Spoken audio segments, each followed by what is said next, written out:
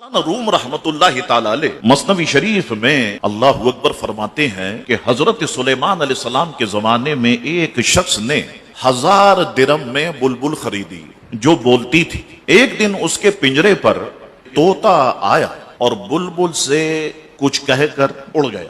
مالک جس نے خریدی تھی اس نے یہ معاملہ اپنی آنکھوں سے بھی دیکھا۔ بس طوطا کیا گیا کہ اس بلبل نے بولنا چھوڑ دیا۔ بلبل کی آواز بڑی پیاری ہوتی ہے۔ اس شخص نے حضرت سلیمان علیہ السلام کی خدمت میں حاضر ہو کر اپنا ماجرا بیان کیا۔ حضرت سلیمان علیہ السلام جانوروں کی بولیوں کو جانتے تھے، پرند چرند کی بولیوں کو جانتے تھے۔ اللہ نے انہیں علم عطا فرمایا۔ اللہ اکبر۔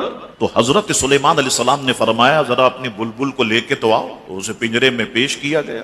آپ نے اس بلبل سے خاموشی کا سبب پوچھا، کیا بات ہے تم خاموش کیوں ہو گئی؟ تمہارا مالک کہتا ہے میں نے 1000 درم میں خریدی تھی اور تمہاری آواز بڑی سریلی ہے۔ وہ عرض کرنے لگی حضور بات یہ ہے کہ میں اپنے وطن اور اولاد کو یاد کر کے روتی تھی، لوگ اسے گیت سمجھتے تھے۔ مجھے طوطے نے آ کر کے سمجھایا ایک روز کہ تیری بے صبری ہی اس قید کا باعث ہے، اگر تو خاموش ہو جائے چھوٹ جائے۔ اب میں آپ سے وعدہ کرتی ہوں میں کبھی نہیں بولوں گی۔ حضرت سلیمان علیہ السلام نے اس کے مالک سے کہا اب تو اس کے بولنے سے نا امید ہو جا۔ اس نے کہا حضور میں نے خریدا ہی اس وجہ سے تھا کہ اس کی آواز مجھے بہت اچھی لگتی تھی، اب یہ بولے ہی کی نہیں تو اسے پنجرے میں رکھنے کا کیا فائدہ؟ اس نے دروازہ کھولا پنجرے کا اور بلبل کو آزاد کر دیا۔ اللہ اکبر۔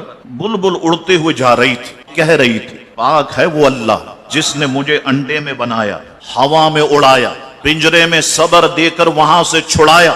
مولانا روم فرماتے ہمارا حال بھی یہی ہے، جب تک بے صبری ہے اس وقت تک قید ہی قید ہے، اور دنیا کی خوشی 1000 مصیبتوں کا پیش خیمہ ہے، یہاں کی نامرادی وہاں کی کامیابی ہے۔ آگے چل کے مولانا روم فرماتے ہیں بات یہ ہے کہ اگر تم دانا بنو گے تو پرندے تمہیں چگ جائیں، اگر پھول کی طرح ہنسو گے بچے تمہیں توڑ ڈالیں گے، جتنی اپنے میں خوبی پیدا کرو گے اتنی ہی تم پر مصیبتیں آئیں گی، لہذا بجائے راحت طلب کرنے کے یہاں سے جانے کی فکر کرو، تم دنیا ہی کے ہو کر کے رہ گئے۔ فرماتے نہیں، مرنا ہے، جب اس دنیا سے جانا ہے